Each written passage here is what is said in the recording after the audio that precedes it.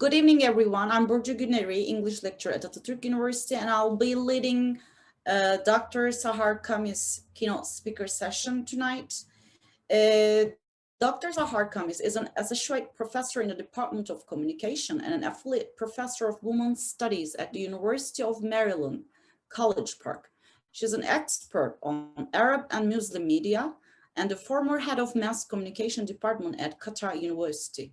She's a public speaker, a radio host, a media commentator and analyst, and a former human rights commissioner. She's the co-author of the book Islam.com, Contemporary Islamic Discourses in Cyberspace, and the book Egyptian Revolution 2.0, Political Blogging, Civic Engagement, and Citizen Journalism. She is the co-editor of the book Arab Women's Activism and Socio-Political Transformation, Unfinished Gender Revolutions. Now, the stage is yours. Please welcome Dr. Sahar Kamis. Thank you so much, Burcu, for this kind introduction, and thanks for all your good efforts in organizing and coordinating as well, making this happen. And many thanks to Atatürk University for hosting this important event, Communication in the Millennium Symposium. I had the pleasure of participating before in this important event, Communication in the Millennium, and thanks to Dr. Erkan and his excellent team as well for hosting me before in Turkey. I hope to be back in beautiful Turkey in person sometime soon. So the title of my talk this afternoon is about the journalistic freedom in the post-COVID-19 era, with a special focus on the case of Egypt. But I want to start first, before zooming in particular on the case of Egypt and Egyptian media, to give you a broad overview of the shifts and transformations in the post-Arab Spring media landscape in the Arab world, and then talk about the post-COVID-19 media landscape in the Arab world, and then provide some specific examples which are pertaining in particular to the case of Egypt. So just for the purpose of giving you some background, I am Egyptian American, so I am naturally interested and invested in the Arab region and of course in the conditions of my own home country, Egypt. And I have been writing extensively about the transformations and changes in the Arab world, especially in the Arab Spring phase and also the post-Arab Spring phase. So 10 years ago, when the Arab Spring uprisings erupted in 2011, there was this wave of huge optimism, and people were looking forward to a great transformation in this part of the world. We're going to have more democracy, we're going to have more freedom, we're going to have freedom of expression, freedom of the press. The expectations and the hopes were very, very high. And I would also say, as a media and communication scholar, that has definitely impacted and affected the way that media and communication scholars like myself have been writing and researching this part of the world and reflecting on the changes on it. There was a phase which I can describe as techno-euphoria, meaning people were very optimistic about the role of social media and new media. You had an activist like Wael Ghonim, who was one of the youth who were the leading figures or iconic figures of the Egyptian revolution, saying something like, oh, just give people the internet and they're going to have freedom. Of course, 10 years later, it is becoming clearer and clearer that this was an overly upbeat and overly optimistic view, and there was a lot of technological determinism. By the technological determinism, I mean attaching too much power and too much influence to the role of social media in the process of socio-political transformation. So people were holding all of these hopes and dreams and thinking, oh my God, now that we have the internet and social media, the path to freedom and democratization and reform, including freedom of the press and freedom of expression, is going to become much easier and much more smooth. Unfortunately, of course, 10 years later, we're now in the year 2021.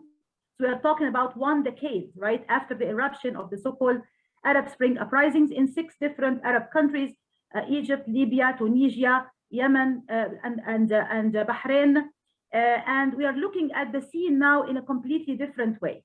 We're obviously seeing a lot of reversals, a lot of detours, if you will, in the process of democratization in the Arab region, with huge implications on the margin of freedom in the media landscape as well. So we always like to think of both the media landscape and the political landscape as interconnected. We cannot detach one from the other. We cannot detach the ongoing political transitions or transformations, whether it's in a positive or a negative direction, from the implications and effects on the margin of media freedom and the amount of liberation or the amount of freedom of expression which is allowed in the media landscape. Both of them are obviously closely connected. So 10 years later, we are witnessing these reversals and detours, if you will, in the road to transformation and reform in the Arab region. We are witnessing, for example, a return to a much harsher and more repressive form of political rule and military rule in the case of Egypt. We are witnessing sectarian divide and statelessness in the case of Libya. Of course, a war that has ravaged Yemen, an already challenged country with its own challenges, became even more challenged because of the war and the attacks and sectarian also issues inside the country. Syria, of course, completely devastated by a huge civil war and the most terrible humanitarian crisis in modern times. Maybe the only country where people had hopes and expectations was Tunisia, and even Tunisia, unfortunately, recently had its own democratic troubles, and the path to democratization there is now starting to go through some very difficult and very hard phase. We hope it survives, but there are definitely a lot of indications that there is also a challenge to democracy, even in the one country that we have often written about as the unique exception, right? The Tunisian exceptionalism, the only successful country in the Arab region. Even this country is now going through difficult times and going through its own challenges.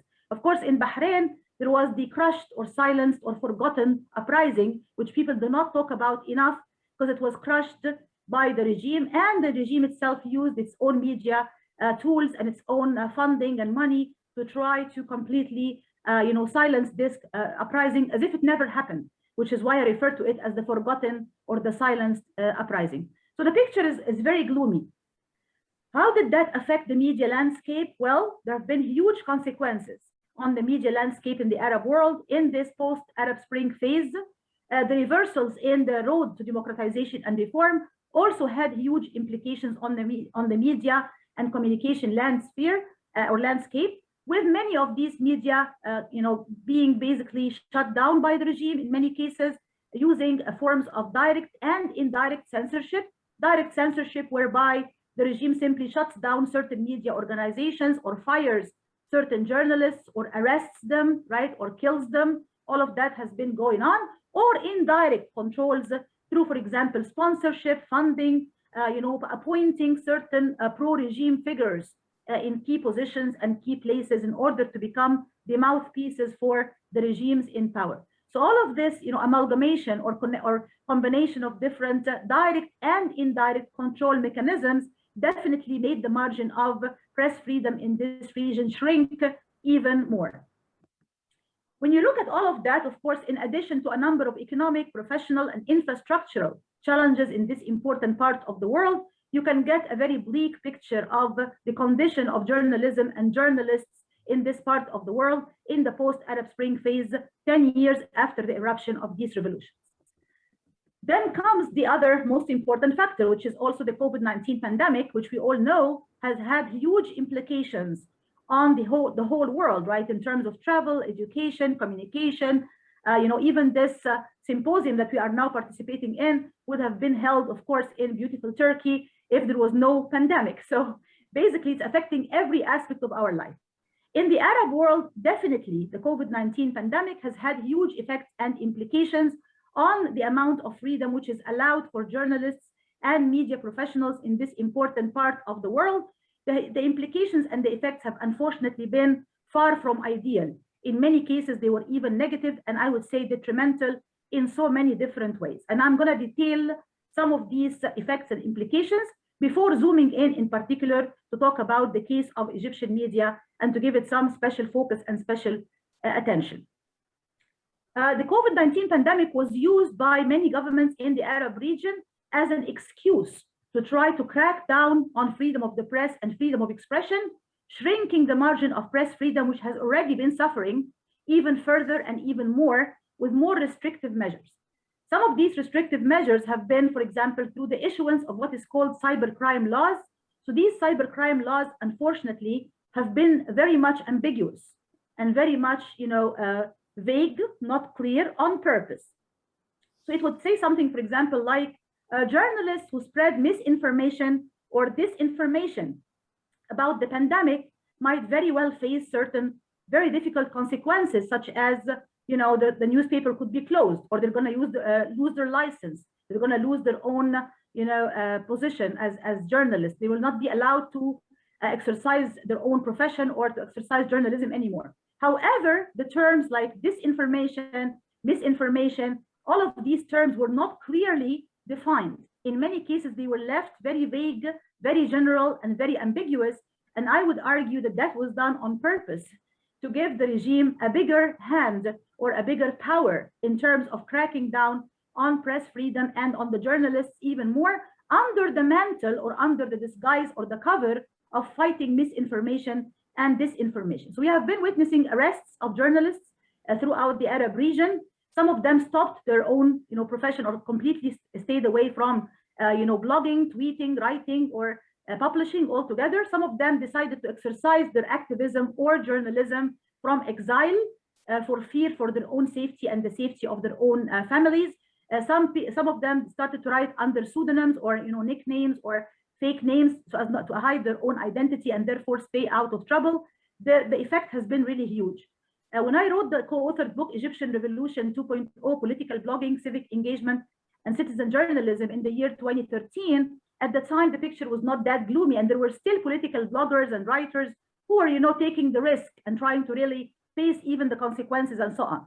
Now, in the year 2021, the picture is becoming even more grim and more gloomy, and therefore, many of these activists/journalists either stop their activism or journalism efforts or are doing it from exile or are doing it under pseudonym. So it's a very sad situation.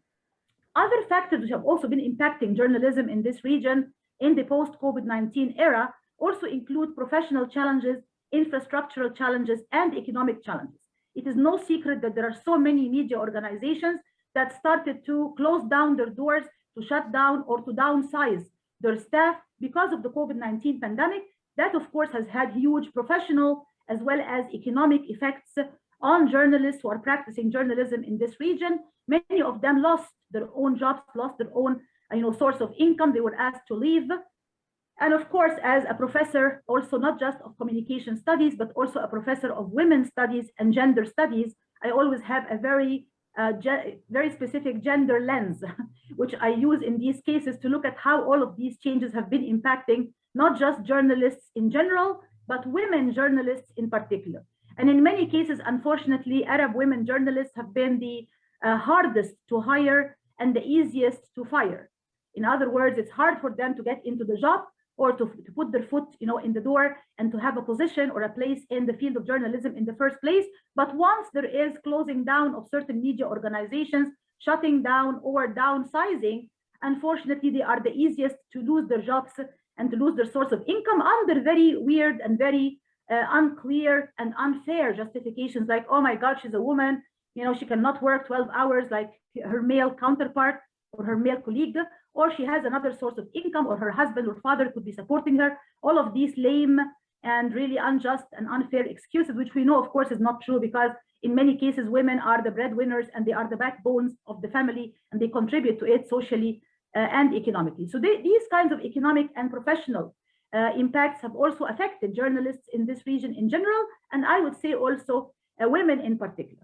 Other journalists who also suffered in the midst of the pandemic are those who are freelancers, those who work, as they call, piece by piece. They don't really work full time, but they work part time.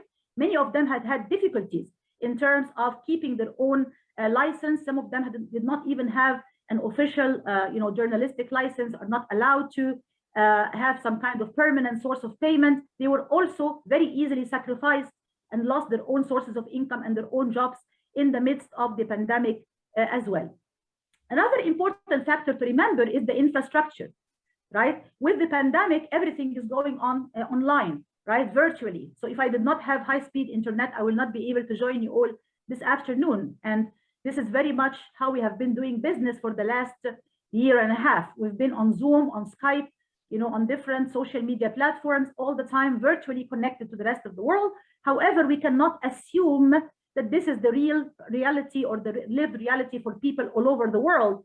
Not everyone has access to 24/7 high-speed internet. There are definitely a digital divide, which is the gap between the technological haves and have-nots.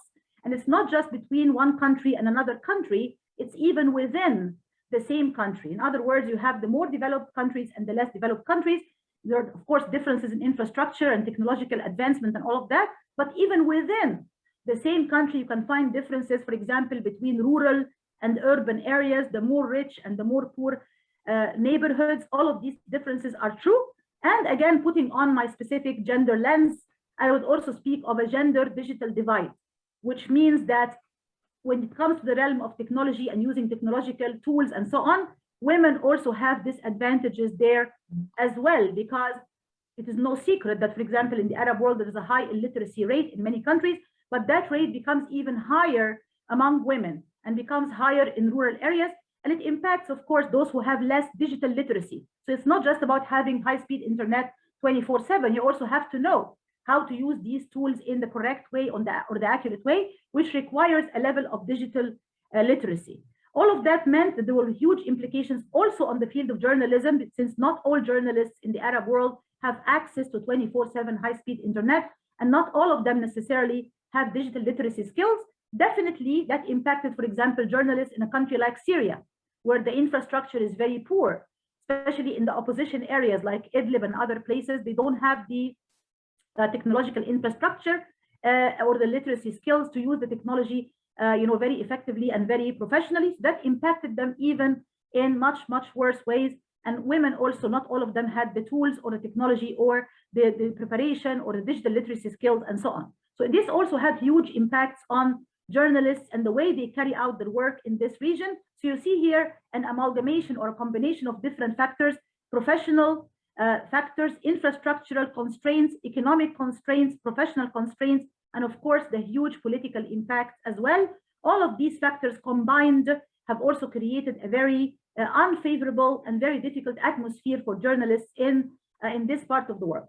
Also, let me add another important point, which is the fact that some of the more economically affluent countries in the Arab region, especially those that are in the Gulf area, for example, countries like the Emirates or Bahrain or Saudi Arabia and others, they also started to invest in what is called surveillance applications, meaning these types of applications through which you can do the contact tracing, right?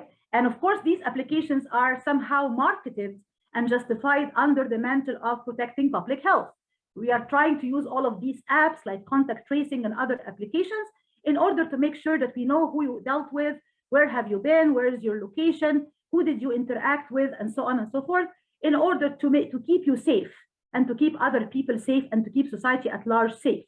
But it's also no secret that every time the governments use these types of applications, which are also very much intrusive, there is also the risk of invasion of privacy and the risk of compromising journalistic freedom even more, because they can very easily spot your own location, where you are, where have you been, and in some cases even hack your own phone and hack your own technological devices, and therefore provide an even added layer of risk to these journalists and to their own safety and freedom and their own ability to exercise their work or their professional work with integrity and with fairness and with transparency. So it's another threat as well in the midst of the pandemic.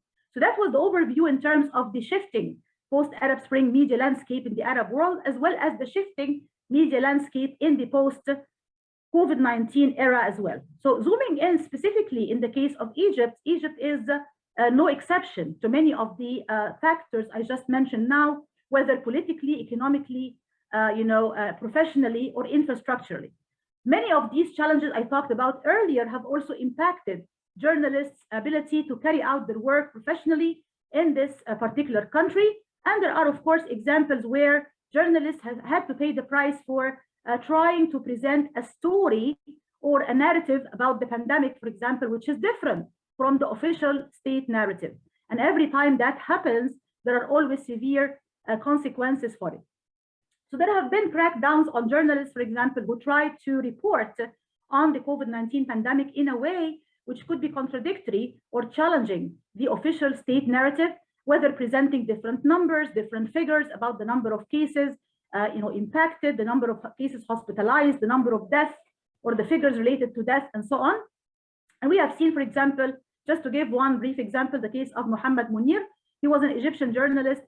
He was 65 years old, and he was detained in a crowded prison where he actually contracted COVID-19. He was released afterwards. A few days later, he died from complications related to COVID-19. And the reason he was arrested in the first place is because he spread information and gave interviews which were defined under the cybercrime laws that I talked about earlier as somehow, quote unquote, spreading false information, misinformation, or disinformation, which, as I said before, are terms that are left deliberately ambiguous and vague, therefore providing a big room and a big margin for cracking down on journalists. So he is just one example of someone who had to pay the price. And in this case, some people and some observers and analysts said, oh, he died from COVID-19 twice, one time by reporting on it and another time from contracting it. Even international and foreign correspondents are not free from the actual crackdown on the margin of journalistic freedom in the midst of COVID-19 and reporting on COVID-19. There is the infamous case of Ruth Michelson, who was the correspondent of The Guardian in Egypt, for example, when she dared to publish a story citing some facts and figures from a Canadian research center that contradicted the official state narrative and somehow showed certain numbers or possible numbers of infections with COVID-19 in Egypt. Her license was withdrawn, and later on, she was actually expelled from the country, even though she is an international correspondent. She is not Egyptian, she is British. She's been working with The Guardian, but still she suffered from the withdrawal of her own license and later on being expelled from the country. Women journalists, of course, have their own share, or maybe I should say a bigger share of these challenges and all of these hardships. You have, for example, a young journalist like Basma Mustafa, who was detained and interrogated because of her reporting, some of which had to deal with the killing or the murder of an Egyptian citizen, but some of which also had to do with her coverage of the COVID-19 pandemic, which the government was not happy with. So she was arrested and interrogated because of that, and she is just one example among others.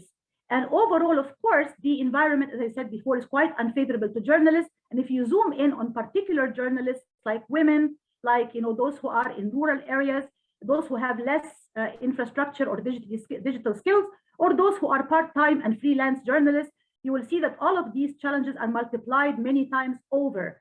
So all of these factors all together are giving us a picture of an increased hardship and increased difficulty for journalists to exercise journalism and to really uphold the values of freedom of press and freedom of expression in the middle of all of these combined and accumulated multi-layered and multifaceted amount of challenges that they have to confront day in and day out. So I'll stop here, and I'm very much looking forward to your questions and comments. And I think this is always the most interesting part when we engage in a discussion. So I'd leave it to Porju now to start the moderation of the discussion and the Q&A. Thank you.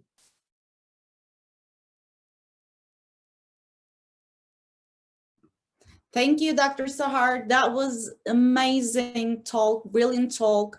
And unfortunately, still in 2020, we're still talking about how censorship is still the biggest challenge for the journalists, especially for the woman journalists. But as you mentioned in your talk, this is a global challenge. I mean, this is the case, the challenges are same in all countries.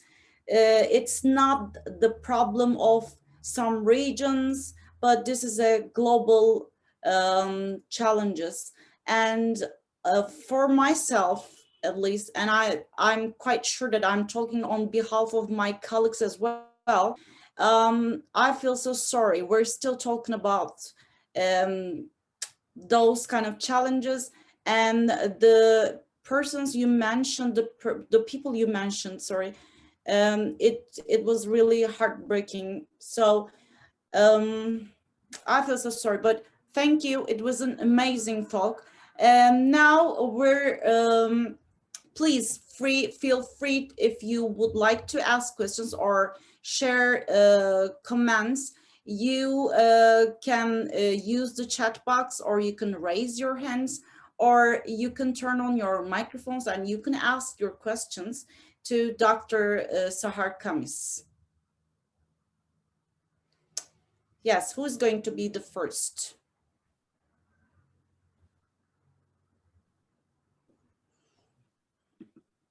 Can I ask? Please, Professor. Yes, go ahead. Professor Sahar, I wonder if you have any interest in Turkish newspapers or Turkish media scope? I would very much like to explore, avenues of possible potential collaboration with the colleagues in Turkey. I had some collaboration with Turkey Insights, which is obviously an academic publication coming out of Turkey. I've written something for them in terms of Islamophobia and countering Islamophobia, the American Muslim campaigns to try to fight and counter Islamophobia online, using Twitter, using blogs and other forms of media and communication. So I think there are so many different avenues of possible cooperation and collaboration with colleagues in Turkey, some of which can focus on the area of Islamophobia, which is, of course, a global challenge, as we all know, that got much worse in recent years for a variety of reasons, as we all know. So that can be one line of research that we can work on.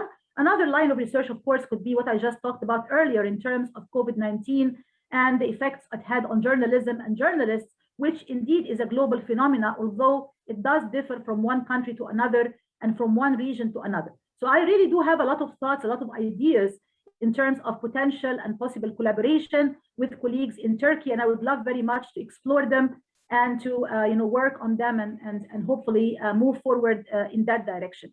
But I want to quickly comment on Burcu's comment on women's status and so on. Indeed, it's a global phenomena because there are some studies and some surveys that have been indicating, in fact, this worsening trend, unfortunately, for women journalists in every part of the world.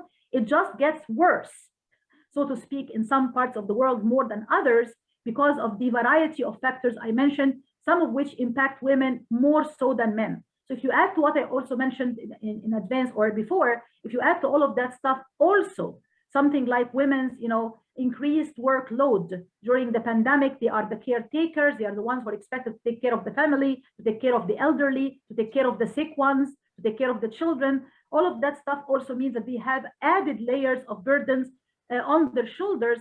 And in many cases, they're also frontline workers, right? They're also working in hospitals, working as nurses, in nursing homes with the seniors. All of that also puts them in higher risk than men. So yes, indeed, there are global trends impacting women every part of the world, but there are also some factors in certain regions or certain countries that make situation even worse for women in general and for women journalists in particular.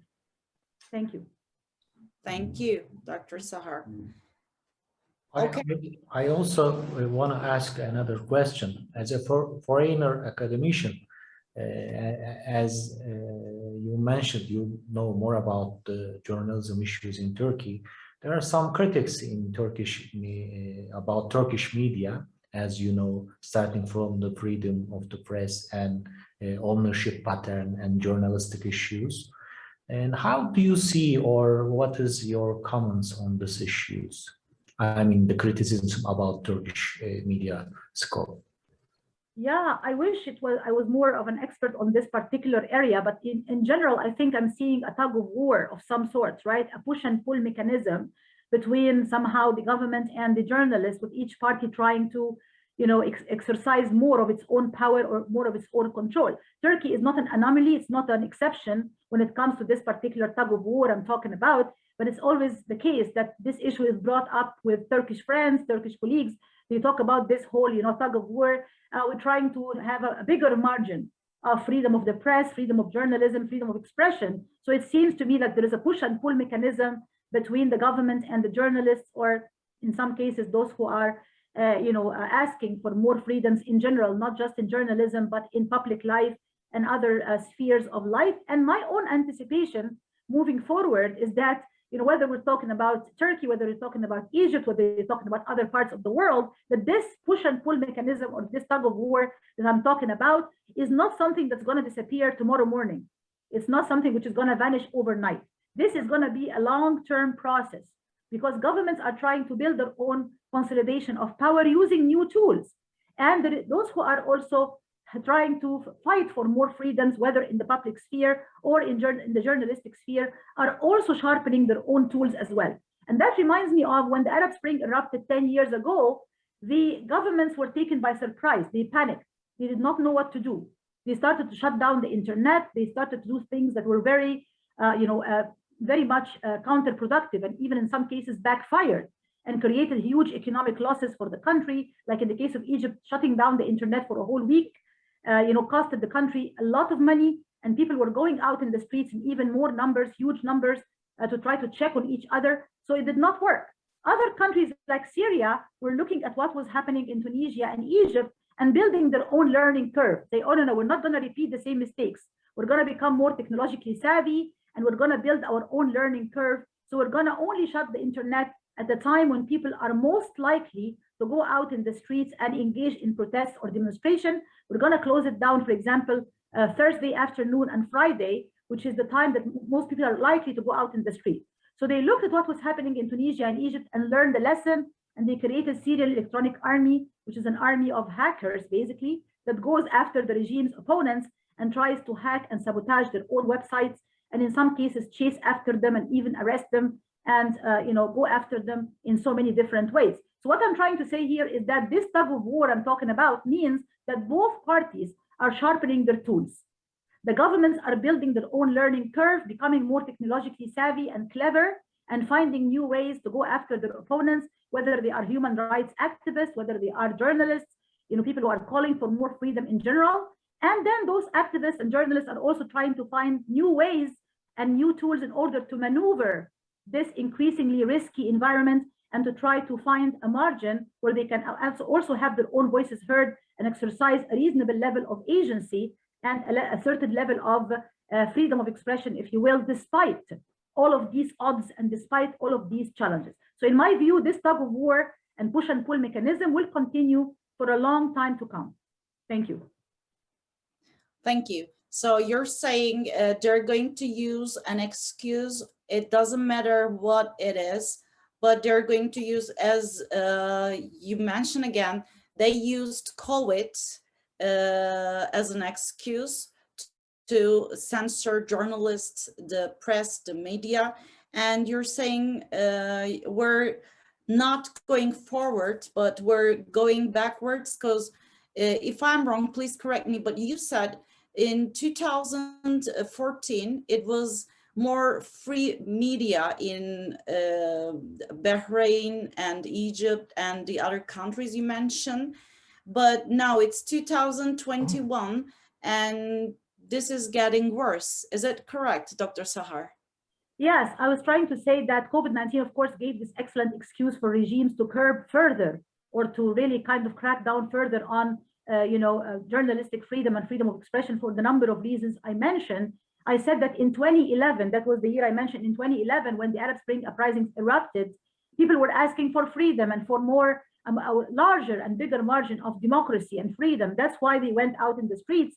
And that's why millions of people were out there in the streets protesting, not just in Egypt, but so in Egypt, in Syria, in Libya, right, in Bahrain, in Yemen, in these, Arab Spring countries. I'm saying fast forward in the year 2021, 10 years later, instead of fulfilling these dreams of more liberation and democratization and reform, we are seeing huge reversals in these margins of freedom for all the reasons I mentioned in the post-Arab Spring phase. And then the COVID-19 phase came and it made things even much worse for all the different reasons I mentioned, whether for activists or for journalists or for those who are trying to exercise any kind of freedom. I mentioned also that when I wrote the book, Egyptian Revolution 2.0, that in that particular year, it was 2013. So our interviews, myself and my co-author, Dr. Mohammed Nawawi, the interviews were conducted beforehand. So they were conducted mostly in 2011, right? So they were conducted in this phase of, techno euphoria I talked about before, when everybody is happy and everybody is really having high expectations about freedom in general, freedom of the press in particular, and the role of social media. But unfortunately, in the year 2021, that is not the case. Let me just add something important here. When I say the term activists/journalists, I mean that on purpose, because there are some journalists who turned into activists, okay? Meaning they crossed the line between journalism and activism. We all know, when we study journalism, we were told you should be objective, right? But I always tell my students it's not possible to achieve 100% complete objectivity for a very simple reason, because we're humans. Okay, so all of us, I like the color blue, for example. That's why I'm wearing blue, because this is one of my favorite colors. Okay, I studied journalism, I studied communication because I like writing and I like public speaking. So we are subjective human beings by nature, right? But some journalists crossed the line also into the realm of activism. So they started to take on the causes of their own country by going out in the street and protesting and joining demonstrations and so on. Some of them said, this is perfectly all right. I should be the voice of the voiceless. I should represent the people. I should speak on their behalf. I am doing the right thing. Others felt like, no, right? I'm crossing a dangerous line here. I should stay as a journalist. I should stay in my own lane. And if I were to cross into the realm of activism, this is problematic. So maybe it is better for me to simply, resign from my job, leave my job, because now I'm crossing this line from journalism into activism, right? So I want to just explain these distinctions. There are those who are still purely holding on to the principle of trying to be, quote unquote, as objective journalists as possible. There are those who became activists, so journalists / activists, and there are those who are engaging in what we can describe as advocacy journalism. For example, I was interviewing this Egyptian woman journalist, and she was writing about the labor movement, and those who are, not having enough rights or not enough payment, and they're having issues with, their own syndicates and so on. And she said, exactly, I'm quoting her, people always criticize me for writing about these people and taking their side. And they tell me, you are a journalist, you are not supposed to take sides. But I have to take sides. I have to take the side of those who are marginalized, those who are weak, those who are silenced, and those who are not given their full rights. I should become their voice in the media. I should become the voice of the voiceless. So we call this advocacy journalism. So you have different schools of journalism. And in my own research, I've seen all of these different variations of journalism being exercised in the Arab world and in Egypt. Yeah, this is also the empowering right of a journalist, right? Yes. Being the voice of the voiceless. Absolutely. Thank you. Thank that you. was amazing. I really enjoyed, and I believe that all our colleagues enjoyed your talk. Thank you for honoring us. Thank you sharing your experiences, your learnings, your knowledge with us. And we really hope to see you in Erzurum soon. Would like to invite you to Erzurum. Besim Hoca is going to do the arrangements, I guess. So we really appreciate your honoring us with your brilliant talk. Thank you. Thank you so much. It's a pleasure and an honor to be with all of you. And I hope only this is the beginning only of a long-term collaboration and cooperation. And I hope to see you all in person in Turkey very soon. Thank you. Inshallah. Thank you. Inshallah. Inshallah. Thank you all so much. Thank you, Dr. Sahar Kamis. Goodbye. Bye. And before closing, I would like to let you know, dear guests, that our symposium is going to start tomorrow at 9 a.m. I'm just telling everyone, have a great night. The rest of your night will be wonderful, I hope. Evet, iyi akşamlar arkadaşlar, sayın hocalarım. Yarın sempozyumumuz saat 9'da, sabah 9'da başlayacaktır. Hepinizi görmek umuduyla hepinize güzel akşamlar diliyoruz. Hoşça kalın, kendinize iyi bakın.